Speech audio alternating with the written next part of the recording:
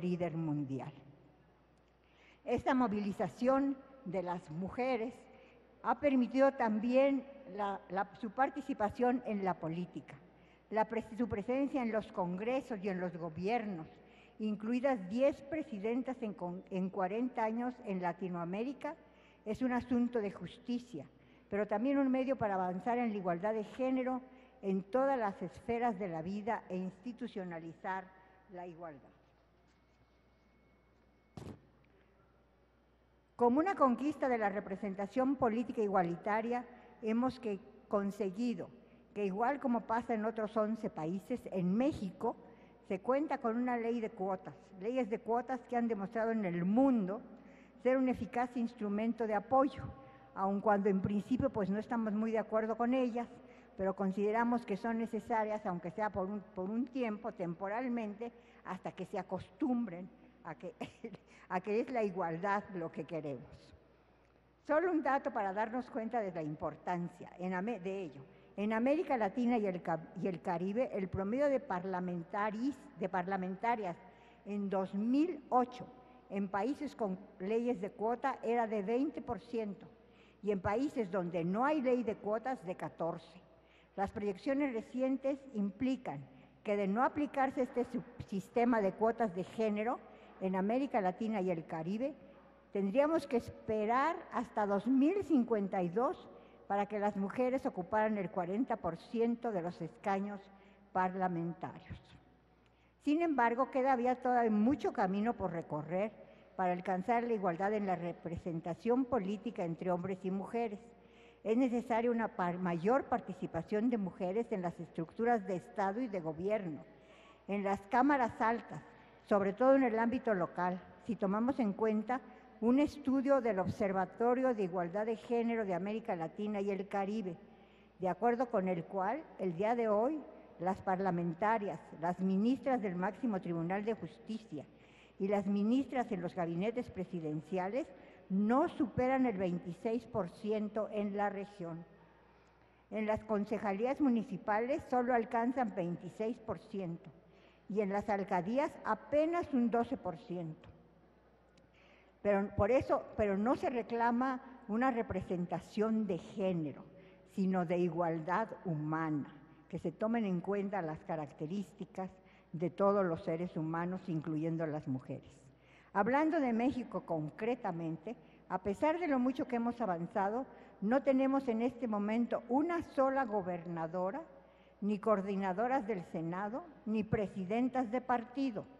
Solo 7% de los alcaldes son mujeres, solo 14% embajadoras, solo 16% de los puestos en el gabinete presidencial los ocupan mujeres y solo un 18% son ministras de la Suprema Corte de Justicia. Una radiografía que dice mucho. Existe un déficit de mando social. Pero más allá de los cargos políticos están los datos duros, los números. Mientras que más del 65% de los hogares mexicanos dependen de una mujer, seguimos recibiendo salarios y prestaciones en porcentajes menores que los hombres, y un 60% de los analfabetos mayores de 15 años son mujeres. Y frente a esta realidad, los gobiernos federales y estatales dedican un promedio de apenas 0.11% a programas de equidad de género y a garantizar los derechos de las mujeres. Voy a contar una anécdota que me sucedió una vez. Estaba yo postulada para un puesto y se oponían y dijeron, bueno, ¿pero por qué? ¿Por ser mujer? No, dijeron, por ser rojilla. Bueno, esto es un agravante en mi caso muy particular. Todo ello demuestra que en materia de equidad de género y defensa de los derechos de mujeres, México vive en muchos sentidos una política de simulación, pues cada vez existen más programas y discursos, pero en la práctica faltan políticas públicas, voluntad y recursos económicos que se materialicen en resultados.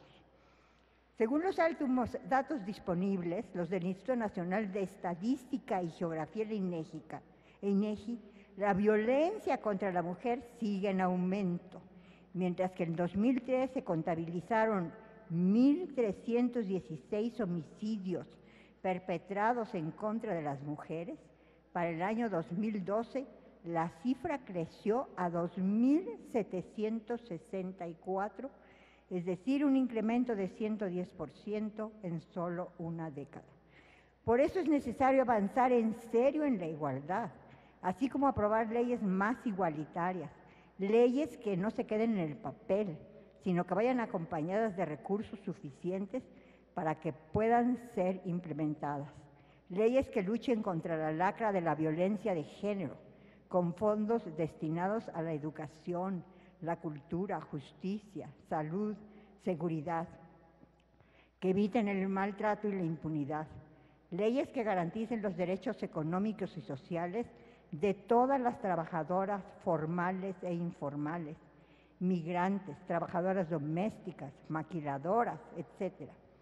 Leyes que establezcan normativas que permitan a las mujeres conciliar la vida laboral y familiar correspondiente.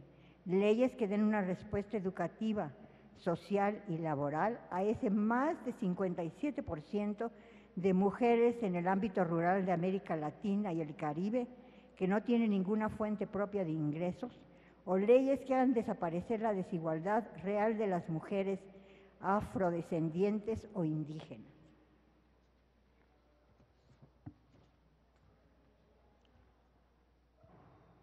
Venimos cargando rezagos sociales que afectan a hombres y mujeres, especialmente a niños y jóvenes, que es preciso encarar y resolver desde diferentes fuentes, no solamente en el área educativa, sino por lo menos en otras 3 áreas claves de la vida común: salud, participación política y empleo.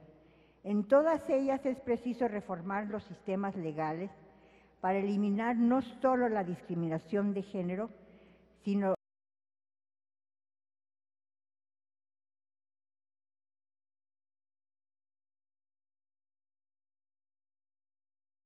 político neoliberal que venimos padeciendo desde hace más de 25 años y que debemos cambiar.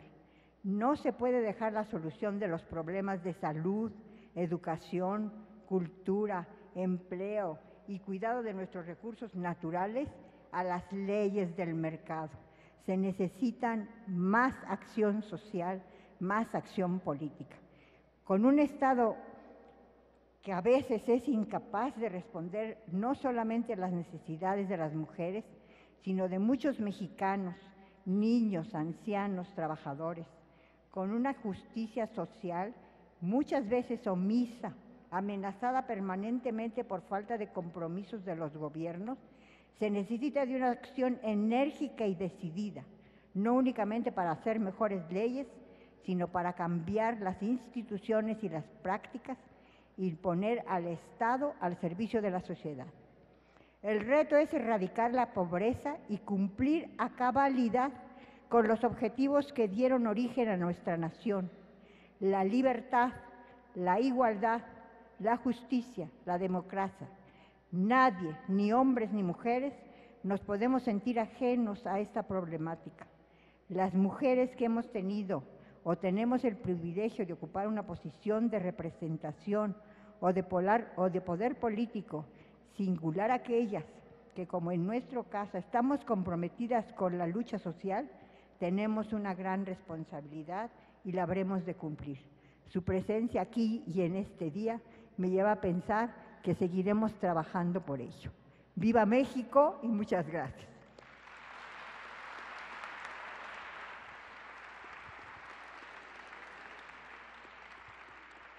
Muchas gracias, doña Ifigenia Martínez.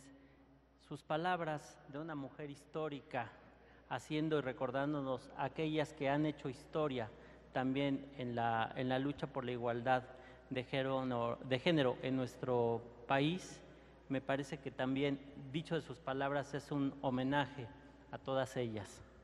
Además, creo que su discurso, su intervención, nos debe llamar a recordar ese déficit de mando social al que usted se refiere y que debemos afrontar todos juntos para que de esta brecha que ustedes han ido construyendo podamos, en esa analogía, abrir una supercarretera donde caminemos de manera libre y de manera igualitaria. A continuación, doy el uso de la palabra a la diputada María de los Ángeles Moreno. Gracias por su participación también. Muchas gracias al señor magistrado Armando Maitret, a quien tengo el gusto de conocer hace ya algunos ayeres y que sin duda es un gran moderador de esta mesa. Quiero, por supuesto, reconocer también a quienes puedo decir son mis dos amigas y a mucha honra, Ifigenia Martínez Hernández y María Elena Álvarez Bernal, porque como dijo María Elena y como también dijo Ifigenia, nos hicimos amigas en el camino de la lucha por los derechos de las mujeres.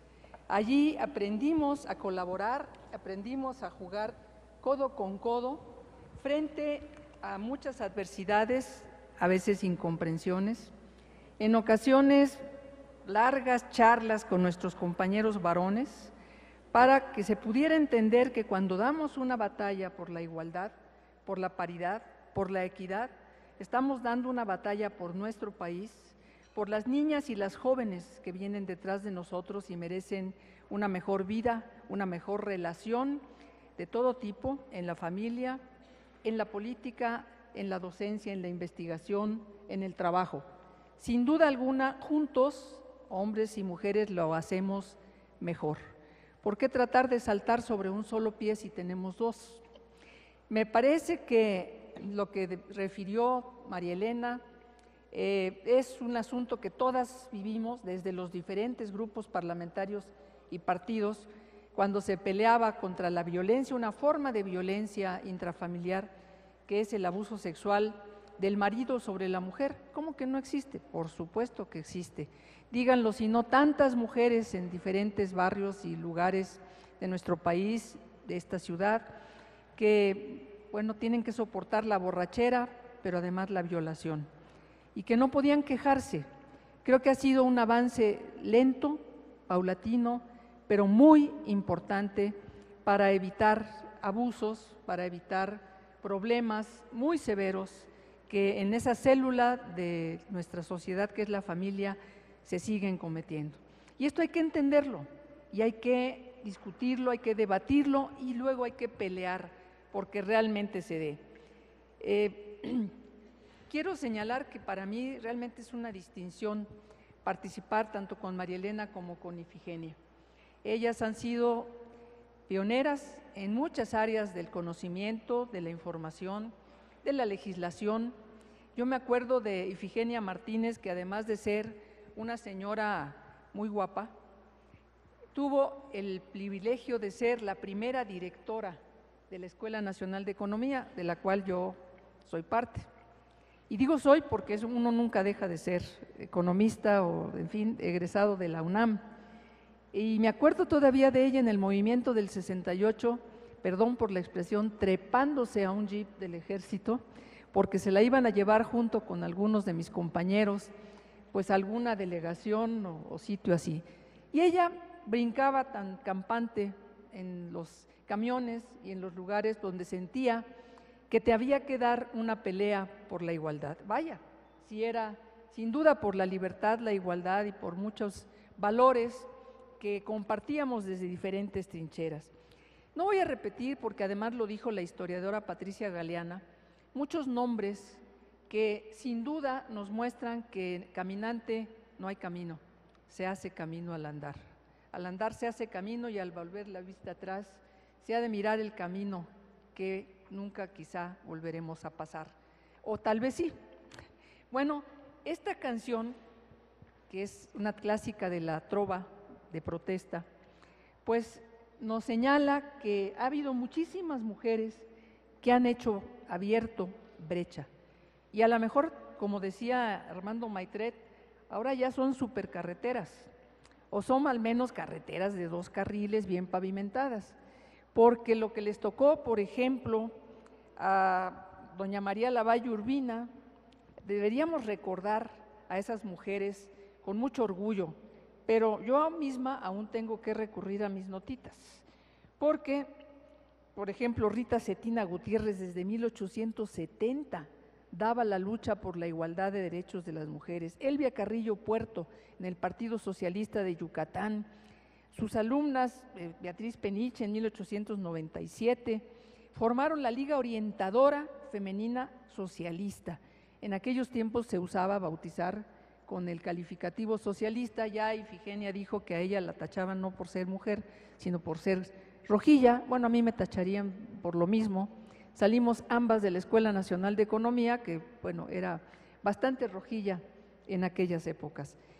Benita Galeana, del Partido Comunista Mexicano, que fue una de las fundadoras del Frente Único Pro Derechos de la Mujer, que llegó a tener algo así como 50,000 afiliadas mujeres, que daban la lucha por los derechos humanos, por los derechos igualitarios de las mujeres. La doctora Esther Chapa, Adelina Cendejas Mauta, Aurora Jiménez, Alicia Arellano Tapia, por cierto, junto con María Lavalle Urbina, las primeras senadoras en nuestro Congreso de la Unión, y Alicia Arellano junto con Marta Aurora Jiménez, las primeras diputadas.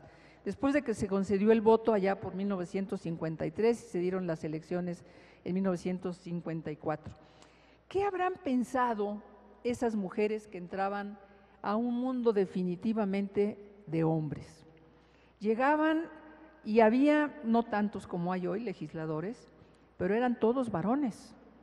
No había baño para mujeres, parece un detalle menor, no. No había un salón donde se pudieran reunir y dialogar o hacer algunas estrategias pues para defender derechos de las mujeres. No había algo que se llamara equidad de género, no existía el concepto género, que después se acuñó precisamente en Beijing, donde estuvimos varias de nosotras, y se dijo, esto es un concepto cultural. Esto de que las mujeres solo servimos para procrear y cuidar la casa no es real.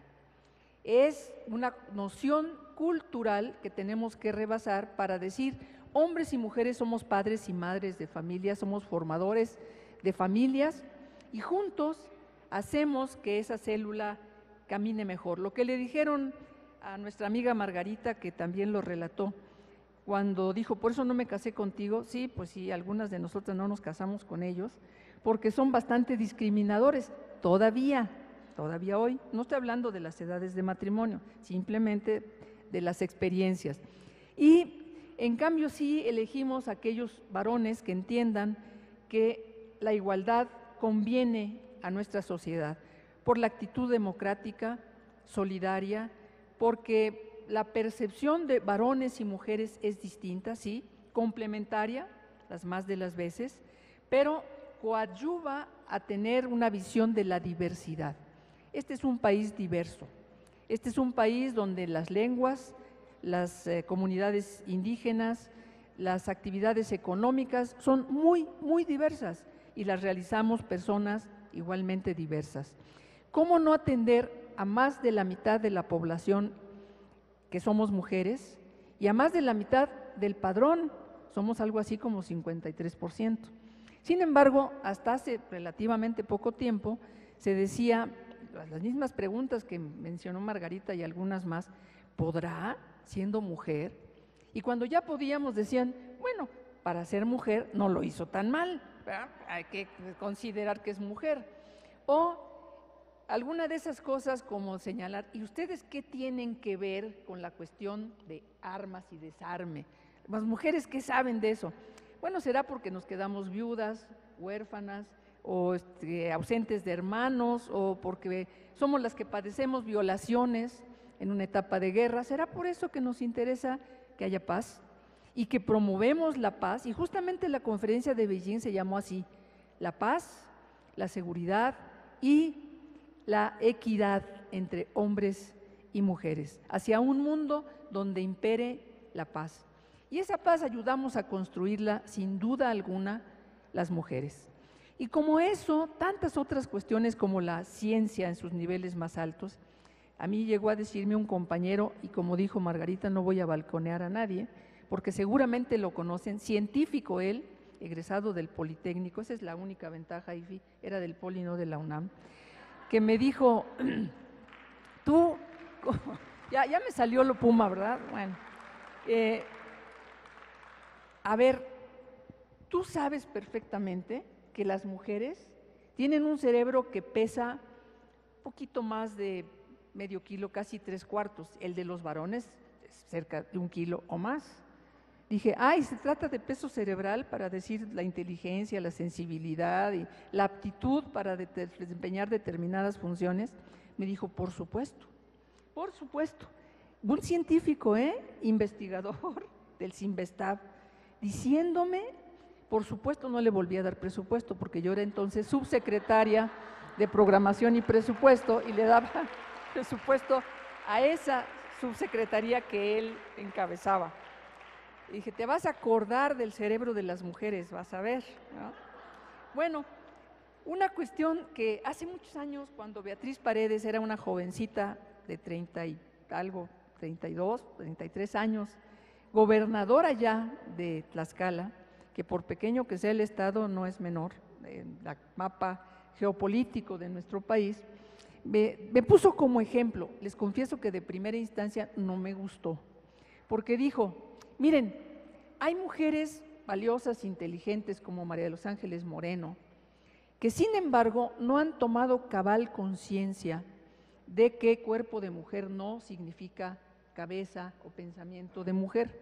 ¿Qué quería decir con esto?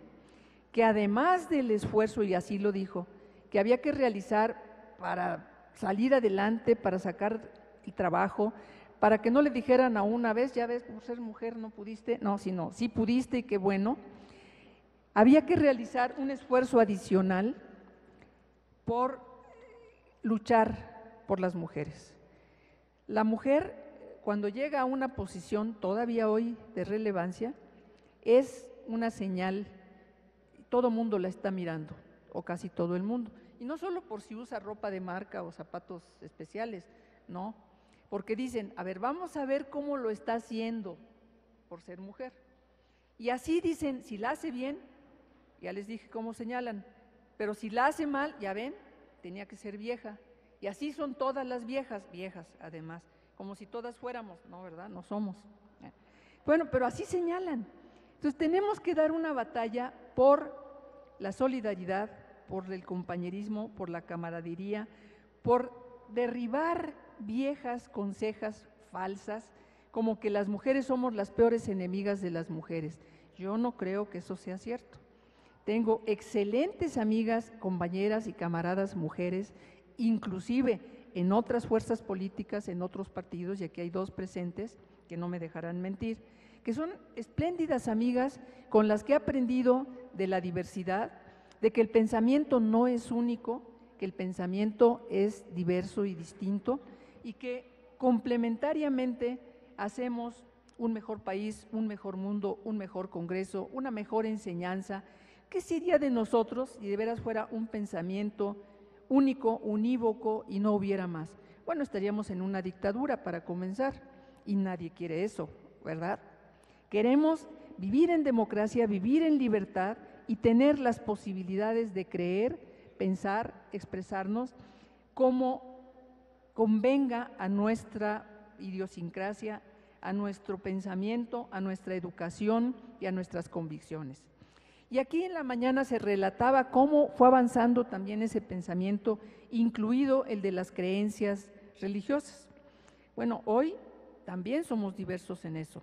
Y qué bueno que desde finales del siglo XIX hubo un Benito Juárez, y un Melchor Ocampo y un Valentín Gómez Farías y otros muchos más que contribuyeron a la laicidad del Estado mexicano y con ello a reivindicar hoy en día derechos muy importantes de las mujeres, como el derecho que mencionaba Patricia Galeana en la mañana, el derecho a decidir sobre nosotras mismas, el derecho a optar, el derecho a caminar en un sendero que sea el que nos marque nuestra vocación, nuestra capacitación, nuestra aptitud, y no la que determinen autoritariamente desde una visión patriarcal los varones que se han apoderado de la historia, y yo no comparto lo de empoderar, creo que es apoderar, pero suena muy fuerte apoderar, ¿verdad?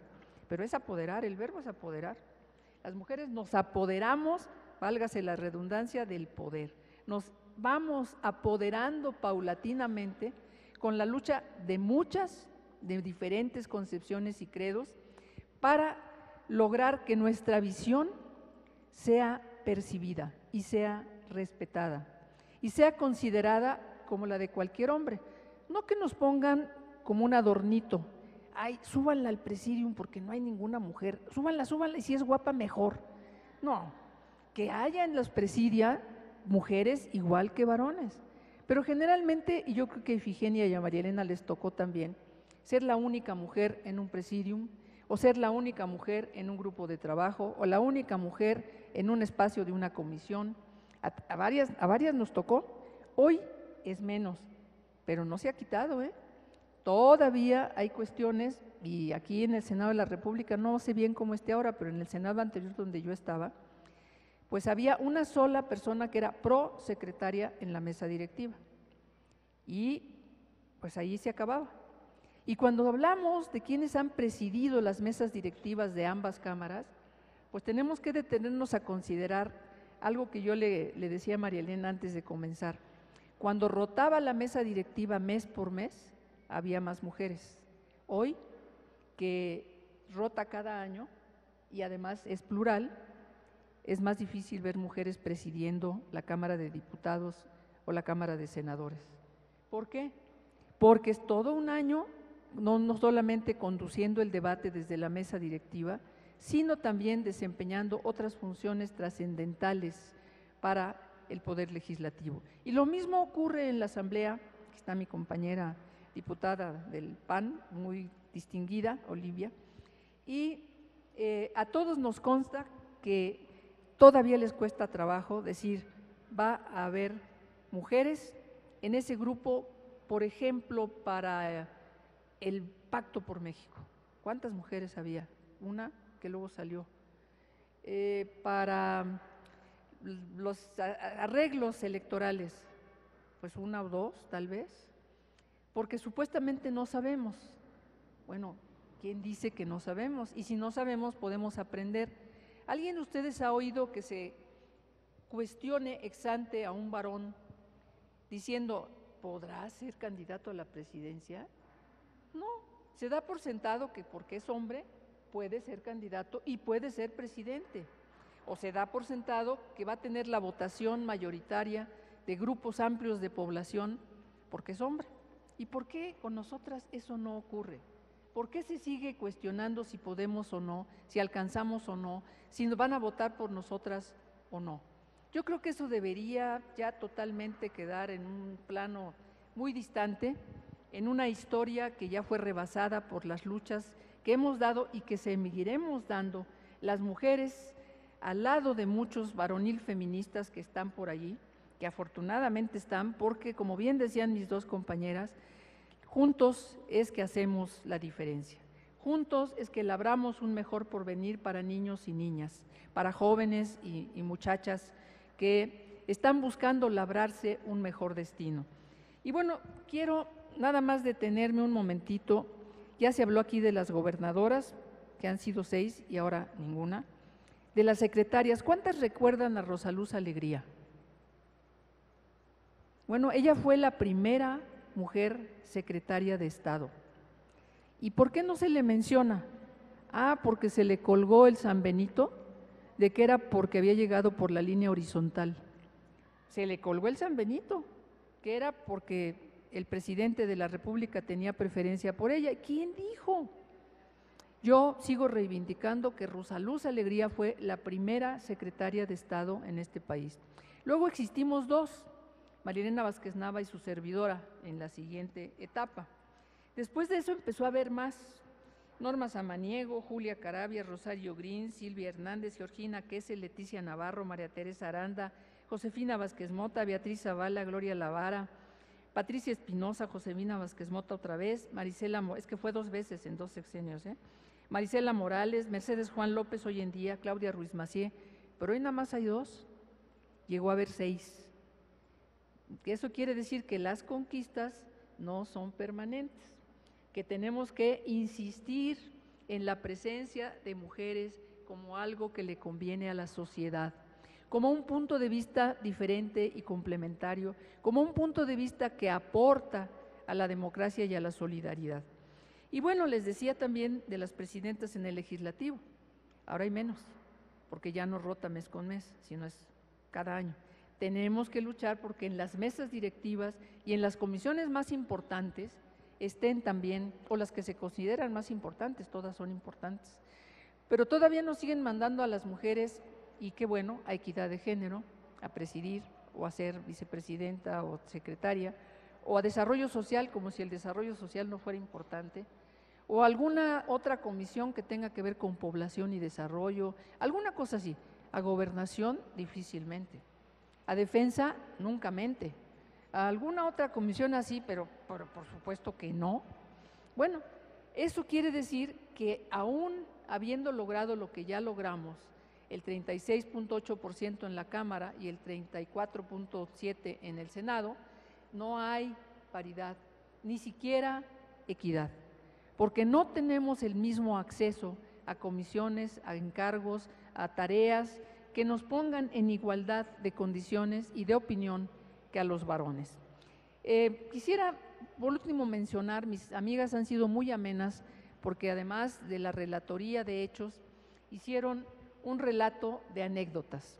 Yo les quiero decir una muy importante. La sentencia 12.648 del Tribunal Electoral del Poder Judicial de la Federación, que se dio a finales del año 2012 y provocó precisamente que fuéramos a este 37.8 y a ese 35 en la Cámara, porque hizo cumplir el 60-40. ¿Y saben cómo ocurrió eso? Casi nadie lo recuerda ya. Fuimos un grupo de 12 mujeres, 12 o 14, de todos los grupos, de todos los partidos, más que grupos parlamentarios, se llama Mujeres en Plural. Y ese grupo de Mujeres en Plural detectó que había una resolución del secretario ejecutivo del Instituto Nacional, entonces IFE, Instituto Federal Electoral, que le decía a los presidentes de los partidos: ustedes pueden hacer una reunión de cuates, bueno, estoy exagerando por supuesto, pero era pues una reunión del tamaño que quieran, una convención, una junta, y ahí decidir democráticamente quiénes van a ser candidatos o candidatas. Dijimos, a ver, un momento de calma. No, los procedimientos democráticos los señalan los partidos en sus estatutos. Y bueno, nuestro, por ejemplo, es una elección de consulta a la base, militante o totalmente abierta, por convención de delegados o por una asamblea, que es más difícil todavía que las otras dos. Entonces, ¿cómo que iban a hacer una reunioncita y a decidir allí cómo se iban a elegir? Protestamos. Cuando comenzamos, porque pusimos un recurso, estaban a punto de darnos palo en el tribunal y me lanzaron a mí: María Los Ángeles, consíguete una cita con el presidente del tribunal y explícale exactamente de qué se trata. Ahí voy. Oye, fulanito de tal, fíjate que necesitamos una cita urgente. ¿Urgente? Hoy es viernes. Vente mañana. Ahí voy en sábado a hablar con el presidente del tribunal, que escuchó con mucha atención y dijo: oigan, pero que tienen razón. Llamó a su secretario particular y dijo: ¿cuántos recursos de estos hay? 10. Pero todos dicen lo mismo, ¿sí? Metimos 10 recursos para poder alegar 10 diferentes mujeres. Y ahí vamos a alegar. Les hago el cuento corto, fueron casi 2 meses de alegatos, de pruebas, de recursos, todos jurídicamente sustentados, todos adecuadamente integrados y llevados a la consideración de los magistrados en tiempo y forma. También dimos conferencias de prensa y ¿saben qué decían nuestros compañeros? No les voy a decir literal lo que decían porque suena muy feo, pero decían: estas ches viejas se van a acordar de nosotros. ¿Cómo que ahora quieren llegar por la cuota? Ya estuvo suave, 60-40, es mucho, no se puede, no hay suficientes mujeres, no preparadas para estos asuntos. ¿Cómo que no? Y entonces le sacamos un desplegadote que tenía 1000 mujeres que podían ser candidatas en todo el país. Claro, nosotros lo pagamos. sí, pero valía la pena. Y nos expusimos a la furia de varios, no de todos, pero de varios de nuestros compañeros de todos los partidos, que fueron a ver en pleno al presidente del tribunal y a decirle, es que esto no puede ser, presidente, nos van a dificultar enormemente la designación de candidaturas, nos va a tronar el proceso. No, les dijo, están a tiempo, todavía pueden incorporar, y claro, tuvieron que bajar algunos que ya estaban en las de representación pues, proporcional o en las de mayoría, y los compañeros estaban bastante molestos. Pero así, con esfuerzo, con organización, con solidaridad, pensando que como mujeres y en una red de mujeres podíamos, pensando que íbamos a dar alegatos como el mejor de los abogados o el mejor de los argumentadores, y que podíamos dar conferencias de prensa y explicar nuestras razones y convencer, y convencimos. Y esa sentencia del tribunal, que se produjo a fines del año 2012, ha sido motivo de elogios de la ONU, de varias organizaciones internacionales, no solo de mujeres, sino también de hombres, y premiaron con el mallete de bronce, por ejemplo, al Tribunal Electoral. Allí una mujer que desde lejos nos coachaba, y ahorita que estoy viendo a la senadora Marcela Guerra, que por cierto, qué bueno que estás aquí, Marcela, me acordé de una que ha sido maestra de muchísimas de nosotras, María Elena Chapa. María Elena Chapa desde ya nos echaba porras porque no puede viajar ahora por sus pulmones, y nos decía, ahora esto, ahora aquello. Bueno, esa solidaridad y esa comunicación aún en Navidad y en Año Nuevo, me tocó a mí en Año Nuevo, les quiero decir. Ahí íbamos derrapando el automóvil o la moto o lo que fuera. Bueno, hubo una compañera que se trepó a una moto para llegar a tiempo a meter un documento y llegó. Creíamos que no iba a llegar, que te vas a subir a esa moto. Se subió a la moto y llegó. Y bueno, eso produjo un resultado que ha sido un hito en la historia electoral de este país. La llegada, no queríamos el 40, no llegamos, pero casi. La siguiente esperamos no solo llegar al 40, porque esa sentencia del tribunal y el ejemplo que dio sirvió para que se pasara a la paridad. No se quería, y luego se quería nada más a nivel de Código Federal de Instituciones y Procedimientos Electorales. Dijimos no, porque entonces no les alcanza a nuestras compañeras en las entidades federativas. No, tiene que ser a nivel constitucional, en este caso sí, porque entonces abarcará todo el universo nacional, a todas las mujeres y a todos los hombres, a todos los institutos electorales que ahora ya son parte del Instituto Nacional Electoral, y se verán obligados por mucho trabajo que aparentemente cueste a incorporar 50-50. Vamos a ver si, como en el caso de las Juanitas, ¿se acuerdan de las famosas Juanitas, verdad? Ponían a una mujer que previamente ya estaba acordado que le iba a ceder el lugar a un suplente hombre, y el berrinche que hacíamos nosotras era espectacular. Intentamos aquí en el Senado, se intentó en la Cámara, se intentó legislar, no hubo manera. Entonces, la única forma fue esta sentencia del Tribunal Electoral. ¿Nos arriesgamos? Sí, mucho. Trabajamos muy duro, pero aprendimos una serie de lecciones muy importantes. Unidad, objetivo muy claro, solidaridad entre nosotras, colaboración, y no importa el tiempo, no importa el momento, vamos y llegamos oportunamente para lograr nuestro propósito. Creo que esta es una lección para todas las pioneras, para todas las que abren camino, para todas las que han abierto brecha o que hemos participado en esa apertura de brecha. Tenemos que seguir luchando permanentemente, primero. Segundo, siempre va a haber otras estratagemas u otras posibilidades de que nos salgan por un lado y que digan siempre no. Siempre va a haber posibilidad de retroceso, no lo permitamos. Tenemos que estar conscientes de nuestro género y tener la grandeza de ánimo de ayudar a las más jóvenes a llegar. No de ser egoístas, no, al revés, abrir canales más amplios para que las más jóvenes lleguen. Ayudar a que se capaciten, ayudar a entrenarlas, ayudarles a entender qué es ese mundo al que se van a enfrentar quizá por primera vez, que no es fácil, no es fácil, pero es fascinante.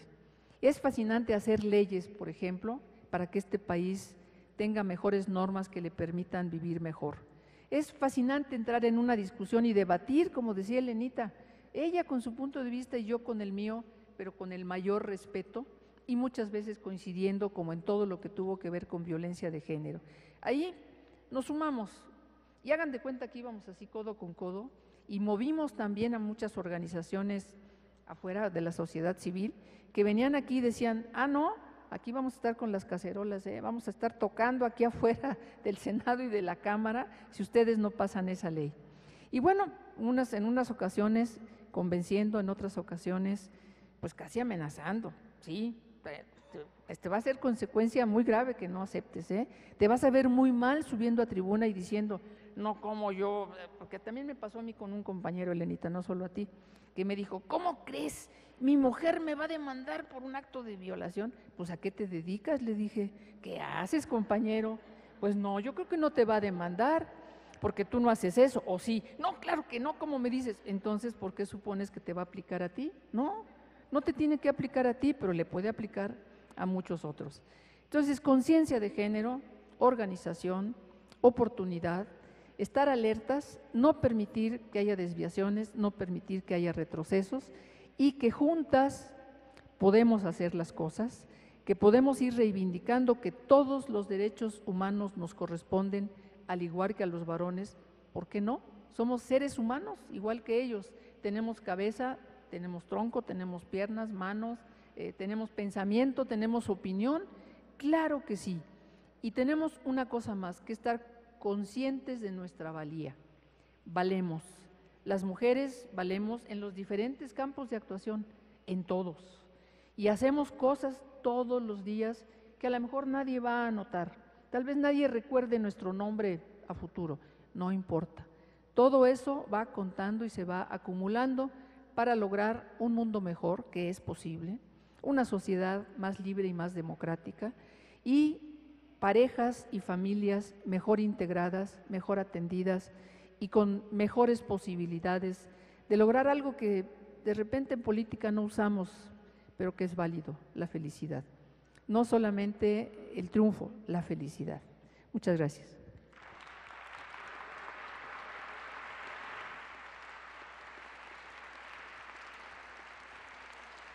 Muchas gracias.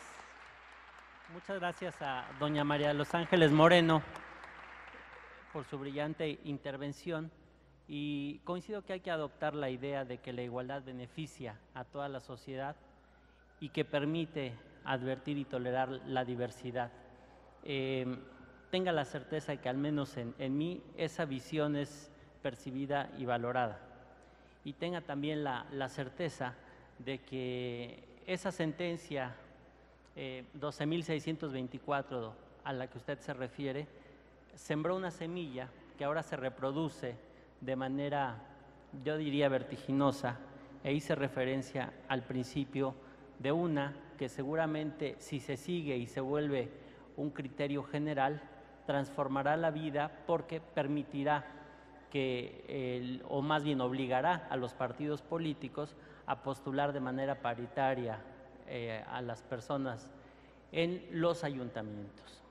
Esta sentencia, y aquí está mi compañera Yanino Talora, somos unos aliados, los tres, Héctor Romero también, en esta lucha que ustedes dan, y que al menos en el estado de Morelos pretendemos que para este proceso electoral se postulen en términos paritarios a mujeres y hombres. Gracias por deleitarnos con sus participaciones. Gracias a la magistrada María del Carmen Carrión y a Gabriela del Valle, particularmente por hacernos esta invitación y darme el privilegio de estar al lado de mujeres admirables como las del panel, pero también con todas aquellas que intervienen o ya intervinieron o van a intervenir en este importante foro, porque todas ustedes y todos nosotros estaremos construyendo una nueva historia por la igualdad de género en México. Muchas gracias.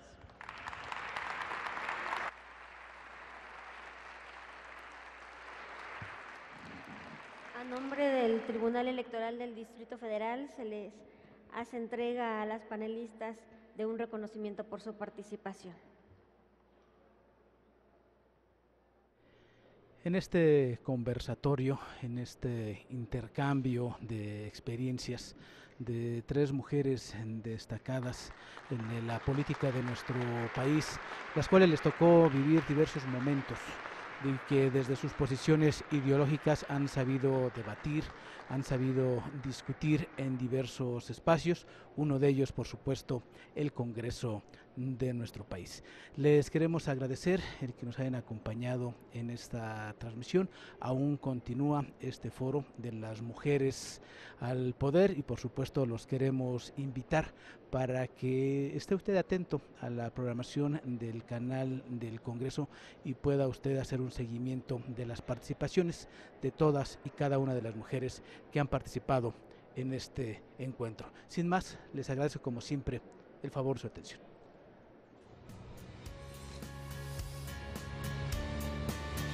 Canal del Congreso, el canal de la Unión, presentó.